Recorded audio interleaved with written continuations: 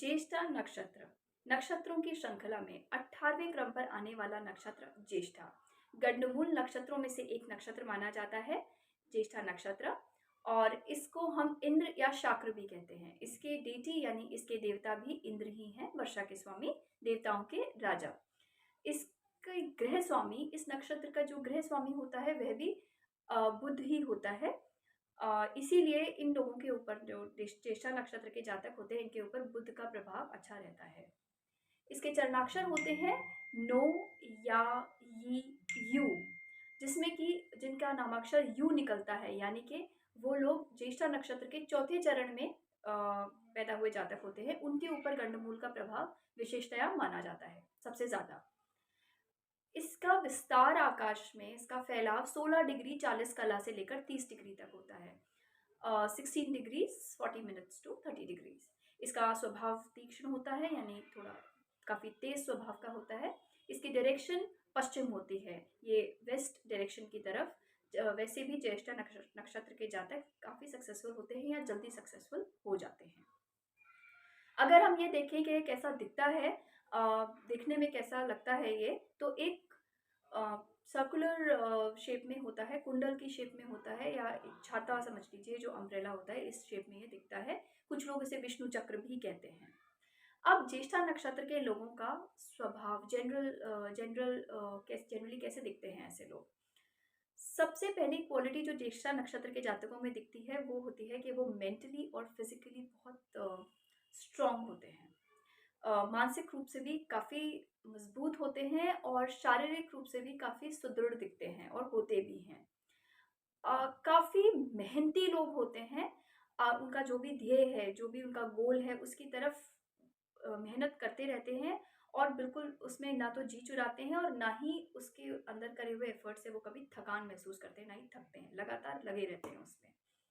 काफ़ी हंसमुख स्वभाव के लोग होते हैं। People usually like to be around them. Attractive होते हैं और थोड़े से एंग्शियस होते हैं। अगर मैं बोलूँ, एंग्शियस होने का मतलब थोड़ा एंग्जाइटी इश्यूज जो होते हैं उनको हो भी जल्दी जाते हैं और थोड़ा एंग्शियस रहते हैं, थोड़ा जल्दबाजी में भी ज़्यादा रहते हैं, हर चीज़ की उन्हें थोड़ी जल्दी रहती है, इसलिए थोड़े एंग्शियस से दिखते हैं वो। थोड़ा सा घबराहट भी जल्दी महसूस करते हैं और एंग्जाइटी उनको ज़्यादा जल्दी हो जाती है। थोड़ा सा दयालु स्वभाव के होते हैं, स्पेशली अगर कोई कमज़ोर है, या मान लीजिए कोई कहीं पर झगड़ा हो रहा है, कोई विवाद हो गया है और उन्हें दिख रहा है कि जो एक पार्टी है वो वीक पड़ रही है। उनको पता है कि या तो उसकी गलती है ही नहीं, या गलती है तो उस गलती से कहीं ज़्यादा उसको सुनने को मिल रहा है या उसको पनिश किया जा रहा है, तो ये सबसे पहले जाकर उसके साथ खड़े हो जाएंगे। ये जो भी कमज़ोर है उसके साथ खड़े होने वालों में सबसे पहले ज्येष्ठा नक्षत्र के लोग होते हैं। इनफैक्ट ये ऐसे लोगों के लिए, वैसे कभी लड़ाई झगड़ा करें ना करें, लेकिन ऐसे लोगों के लिए ज़रूर लड़ाई लड़ लेते हैं। थोड़ा सा एक इनकी पहचान ये भी होती है कि फिजिकली भी और इनके स्वभाव से भी ये औरों के मुकाबले ज़्यादा मैच्योर दिखते हैं, अपनी उम्र से भी ज़्यादा मैच्योर दिखते हैं। फिजिकली भी ये आपको अपनी उम्र से थोड़े से बड़े दिख सकते हैं, और जब आप इनसे बात करेंगे स्वभाववश भी ये थोड़े अपने उम्र के हिसाब से बड़ा बिहेव करते हैं। ये भी ज्येष्ठा नक्षत्र के लोगों की एक पहचान होती है।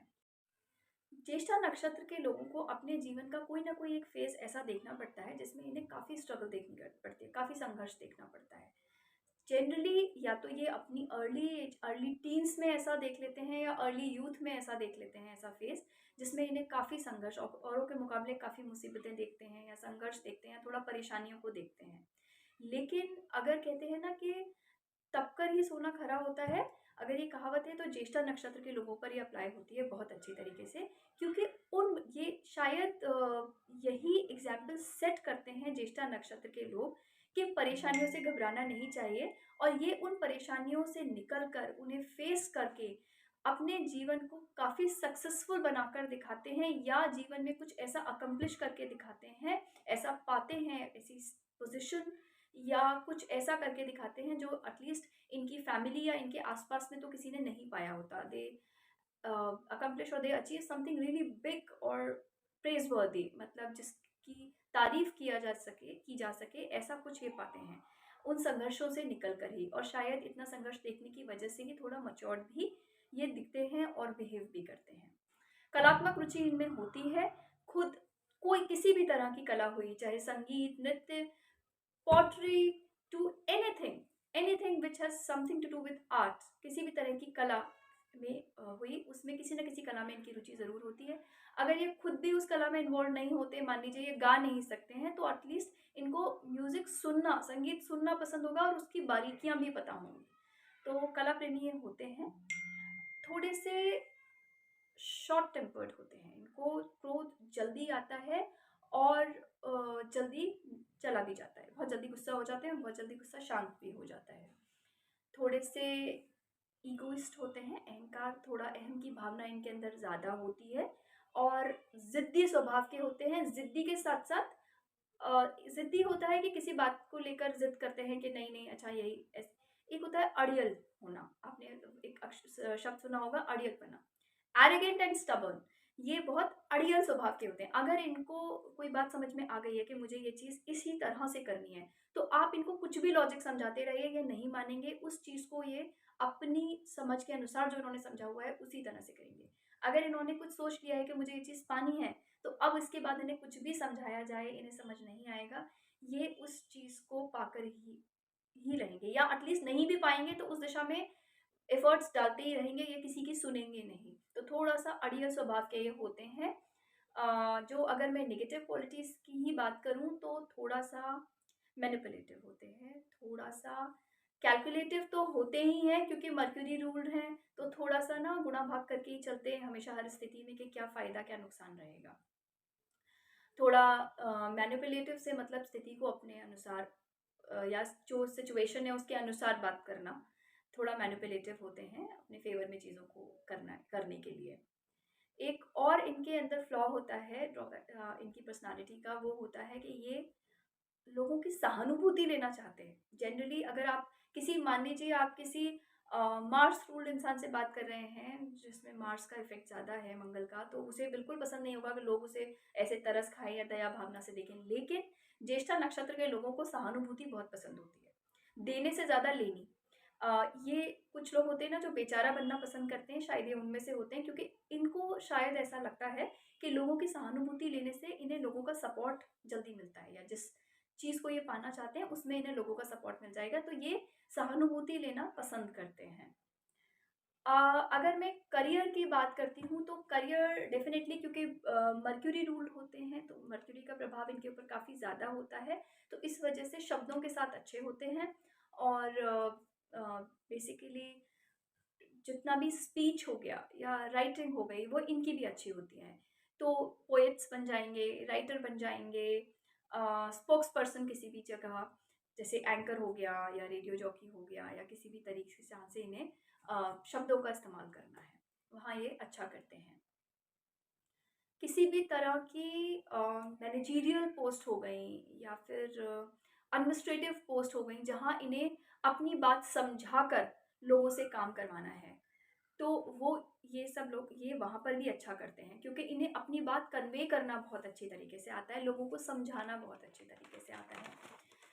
अ, जैसे कि कुछ सर्विसेज होती हैं जिसमें कि क्योंकि ये फिज़िकली काफ़ी स्ट्रॉन्ग होते हैं, तो इस वजह से जैसे डिफेंस सर्विस हो गई या पुलिस हो गई, इस तरह की सर्विसेज में भी ये अच्छा परफॉर्म करते हैं।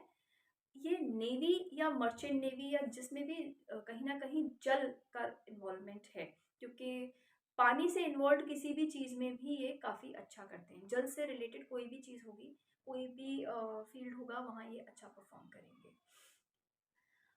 इनको अगर इनकी हेल्थ वाइज़ हम बात करें तो इनको सबसे ज़्यादा जिस चीज़ से दिक्कत होती है वो होता है कफ़। इन्हें कफ़ विकार से सबसे ज़्यादा दिक्कत होती है। कफ़ कोल्ड इनको जल्दी हो जाता है, सर्दी ज़ुकाम वगैरह या कोई भी चीज़ जो इनको चेस्ट रिलेटेड इश्यूज़ होते हैं, वो इनको जल्दी होते हैं। चेस्ट रिलेटेड इश्यूज़ या फिर स्टिफ़नेस जिसको हम कहते हैं, नेक की या गले की स्टिफ़नेस हो गई या कमर की स्टिफ़नेस हो गई, अकड़ जाना, लोगों को प्रॉब्लम हो जाती है ना, कमर अकड़ गई है, गर्दन अकड़ गई है, कभी किसी-किसी लोगों को ये सीवियर हो जाती है। तो इनको इस तरह के इश्यूज़ होने के चांसेस ज़्यादा होते हैं। Otherwise they are healthy people. इनकी हेल्थ वाइज़ ये थोड़े से लकी होते हैं, हेल्थ इनकी अच्छी रहती है। अ, अगर हम रिश्तों की बात करें, तो अगर हम इनका मैरिटल लाइफ को देखते हैं, मैरिज को देखते हैं, तो इन यूजुअली इनका जो स्पाउस होता है, इनका जो जीवन साथी होता है, वो थोड़ा-सा उसका इन्फ्लुएंस, उसका प्रभाव इनके जीवन के ऊपर ज़्यादा होता है। थोड़ा-सा वो डोमिनेटिंग भी हो सकता है अपनी बात को लेकर। एक होता है कि सिर्फ़ सजेशन देना, एक होता है टू मेक श्योर कि अच्छा नहीं आप सुन रहे हो या नहीं, आप लाइक कर रहे हो या नहीं अपनी इस बात को। तो थोड़ा-सा डोमिनेटिंग होते हैं जीवन साथी इस कॉन्टेक्स्ट में, लेकिन इसके बावजूद ये उस चीज़ को बहुत अच्छे से लेते हैं। हालाँकि बाकी जगह पर जैसा मैंने बताया थोड़े अहंकारी होते हैं, स्टबर्न होते हैं, अड़ियल होते हैं, but when it comes to marriage, when it comes to spouse, जीवन साथी की बात आती है, तो ये यहाँ पर उसके सजेशंस या एडवाइसेस या उनकी तरफ से जो भी इनपुट आ रहा है उसे बहुत अच्छी तरह लेते हैं, और वो इनके लिए बेनिफिशियल भी रहता है। इनके जीवन साथी के सुझाव या उनका जो भी एडवाइस वो दे रहे हैं वो इनके लिए अच्छी भी रहती है। और I am sorry, I have a bad throat. तो उसको ये बहुत अच्छी तरीके से इम्बाइब भी करते हैं। अगर इन्हें लग रहा है कि मुझे इससे फ़ायदा होगा तो उसको अच्छी तरह से अपनी लाइफ में उतारते भी हैं, और इससे इन्हें फ़ायदा भी होता है। ओवरऑल इनकी मैरिटल लाइफ अच्छी ही रहती है और काफ़ी सेटिस्फाइड रहते हैं ये अपनी मैरिटल लाइफ से। अगर मैं और रिलेशनशिप्स की बात करूँ तो बाकी सबसे इनके रिलेशंस ठीक रहते हैं, लेकिन हाँ, सिबलिंग्स यानी कि इनके सगे जो भाई-बहन होते हैं, उनसे इन्हें थोड़ी परेशानी मिल सकती है। या तो उनकी वजह से परेशान हो जाएँगे थोड़ा बहुत, या उनसे परेशानी हो सकती है थोड़ी बहुत। माँ की तरफ से और मामा पक्ष से भी इन्हें थोड़ा-सा परेशानी का सामना करना पड़ सकता है। हो सकता है शायद ये माँ के फेवरेट चाइल्ड तो नहीं हो ये। माँ से थोड़ा-सा कभी-कभी कुछ होता है ना कि लोगों को प्यार है, लेकिन माँ से बहुत ज़्यादा इन्वॉल्व नहीं होते हैं, कुछ ऐसा भी इनका रहता है इश्यू। माँ, मामा पक्ष से बहुत अच्छी नहीं बनती है इनकी। अ, किसी भी कारणवश इनको अपने परिवार से कई बार दूर भी रहना पड़ता है। शादी के बाद ही नहीं, मैं मैरिटल लाइफ में ही नहीं बोल रही हूँ, तब भी इनको दूर रहना पड़ सकता है। इवन पहले भी या तो बोर्डिंग चले जाएँगे या किसी वजह से माता-पिता से दूर रहेंगे या परिवार से दूर रहेंगे, इन्हें कई बार अपने परिवार से दूर भी रहना पड़ता है। ओवरऑल इनके अंदर भले ही ये काइंड होते हैं, बड़े ही दूसरों की भावनाओं को समझने वाले। आप इनको बताएँ या ना बताएँ आप कैसा फ़ील कर रहे हैं, लेकिन ये समझ जाएँगे कि आपके अंदर क्या भावना है, आप दुःख सुख कैसा महसूस करना है ये समझ जाएँगे। थोड़े एम्पैथेटिक होते हैं ये लोग। इस सब के बावजूद इनके मन में क्या चल रहा है ये भाँपना बहुत मुश्किल होता है। इनकी भावनाएँ कैसी हैं, ये कैसा फ़ील कर रहे हैं, ये जानना काफ़ी मुश्किल होता है। इस मामले में ये थोड़े सेक्रेटिव होते हैं। थोड़ा सबको शो नहीं करना चाहते एग्ज़ैक्टली इनके मनोभाव क्या हैं। ये नहीं बताना चाहते। सिम्पैथी ज़रूर गेन करना चाहते हैं लोगों की, लेकिन एक्चुअली इनके मन में क्या चल रहा है, किस तरह की भावनाएँ हैं, ये जल्दी ओपन नहीं करते हैं, बताते नहीं हैं। तो इन्हें इनकी मनोस्थिति जानना बड़ा मुश्किल होता है, एक्चुअल जो होती है। लोग इनके अगर मान लीजिए कहीं किसी को नहीं मिल रहा है, किसी तरीके से भी रास्ता किसी मुसीबत में से निकलने का, तो लोग ज्येष्ठा नक्षत्र के लोगों के पास जाना पसंद करते हैं, क्योंकि उन्हें लगता है कि ये हमारी मदद ज़रूर कर देगा, और ये लोगों के विश्वास पर खरे भी उतरते हैं, उनका विश्वास तोड़ते भी नहीं, they don't let them down. भले ही किसी भी वजह से, लेकिन सबसे पहले अगर कोई किसी को मुसीबत है, कोई इनको आकर बोल रहा है कि मुझे परेशानी है, तो ये सबसे पहले उसके लिए खड़े हो जाएँगे। अब ये तो थी ज्येष्ठा नक्षत्र के लोगों की जनरल कैरेक्टरिस्टिक्स, जनरल उनकी पर्सनैलिटी कैसी होती है। अब हम देखते हैं चरणों के मुताबिक, 4 चरण होते हैं ज्येष्ठा नक्षत्र के भी, तो चरणों के मुताबिक चरणों के अनुसार कैसे ट्रेट्स होते हैं ज्येष्ठा नक्षत्र के लोगों के। अगर मैं पहले चरण की बात करती हूँ, तो ज्येष्ठा नक्षत्र के पहले चरण के लोगों के ऊपर थोड़ा-सा गुरु का प्रभाव रहता है। इस वजह से ये लोग थोड़े दयालु स्वभाव के होते हैं। अ, प्रेम से बात करना वैसे पसंद करते हैं यूजुअली, अनलेस कि आप इनको किसी वजह से गुस्सा दिला दें, क्योंकि गुस्सा दिलाएँगे तो इनका गुस्सा बहुत तेज़ होता है, फिर लेकिन शांत भी हो जाएगा। पर वैसे ये प्रेम सौहार्द से रहने और बातचीत करने वाले लोग होते हैं। काफ़ी अपनी चीज़ों को शेयर करना, माइंड नहीं करना, थोड़ा इस तरह का स्वभाव होता है। हँसमुख प्रवृत्ति के होते हैं, हँसने-हँसाने वाले, बहुत ज़्यादा सीरियस रहना इन्हें पसंद नहीं होता है। लेकिन थोड़े से प्रिटेंशियस होते हैं, प्रिटेंशियस से मतलब दिखावा करने वाले होते हैं। कई बार इतनी दया भावना नहीं भी है, इतनी मदद नहीं भी करना चाह रहे, लेकिन अपनी सोशल इमेज अच्छी रखने के लिए, सोशल इमेज अच्छी बनाने के लिए ये लोग थोड़ा प्रिटेंड भी कर लेते हैं, दिखावा भी कर लेते हैं। दूसरे चरण के लोग जो ज्येष्ठा नक्षत्र में के जातक होते हैं, दूसरे चरण के, उनके ऊपर थोड़ा-सा शनि का प्रभाव होता है। इस वजह से अच्छी बात ये है कि बड़े ज़िम्मेदार होते हैं। चीज़ को बिल्कुल टाइम पर कंप्लीट करना, इन्हें कोई टास्क दिया गया या कोई भी काम है तो उसे बिल्कुल समय पे कंप्लीट करना, समय पे स्टार्ट करना। लेट लतीफ़ी इन्हें पसंद नहीं आती है ज़्यादा, लेकिन अपनी ही टर्म्स एंड कंडीशंस पे काम करना। आप इन्हें ऑर्डर नहीं दे सकते। अपनी ही टर्म्स एंड कंडीशंस पे काम करने वाले लोग होते हैं। थोड़ा-सा सेवा भाव इनके अंदर होता है और थोड़े से रिजिड होते हैं। जो भी इनके मन में, जैसा मैंने बताया, जो भी अपने मन में है उस पर ही अडिग रहेंगे, वहीं पर उसी को मानेंगे, आपकी बात को ज़्यादा सुनेंगे नहीं। अगर इन्हें समझ नहीं आ रहा है, इन्होंने कुछ समझ लिया है, तो आप ये सोचो आप इन्हें लॉजिक दे देंगे, समझा देंगे, तो बड़ा मुश्किल होता है इनका समझना। तीसरे चरण के लोग, जो ज्येष्ठा नक्षत्र के तीसरे चरण के जातक होते हैं, वो एक्चुअली दयालु स्वभाव के और सोसाइटी को जो सच में बेनिफिट करते हैं, सोसाइटी के लिए सोचने वाले लोग, सोशल सर्विस में इनका बड़ा इंक्लिनेशन होता है, बड़ा रुझान होता है इनका। ह्यूमैनिटेरियन कॉजेस के लिए ये लोग बड़ा कोशिश करते हैं, काम करते हैं।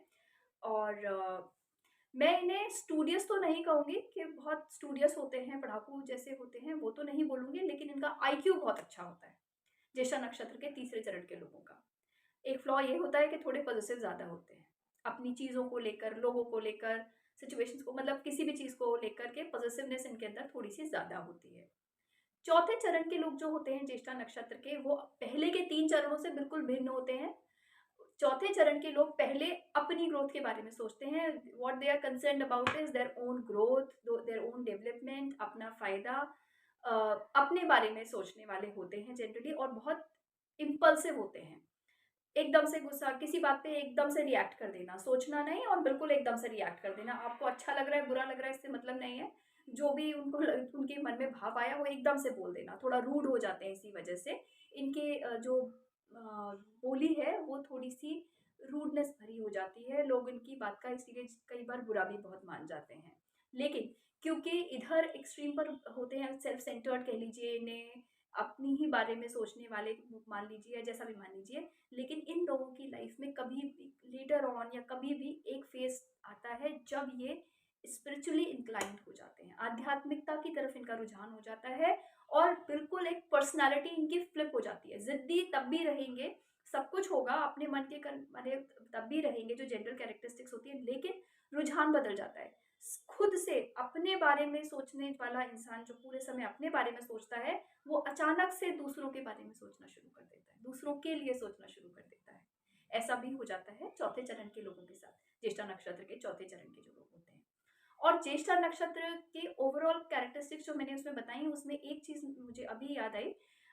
ये लोग ज्येष्ठा नक्षत्र के चारों चरण के जातकों के लिए होती है ये चीज़, कंजर्वेटिज्म बिल्कुल पसंद नहीं करते। इन्हें रूढ़िवादिता पसंद ही नहीं होती है।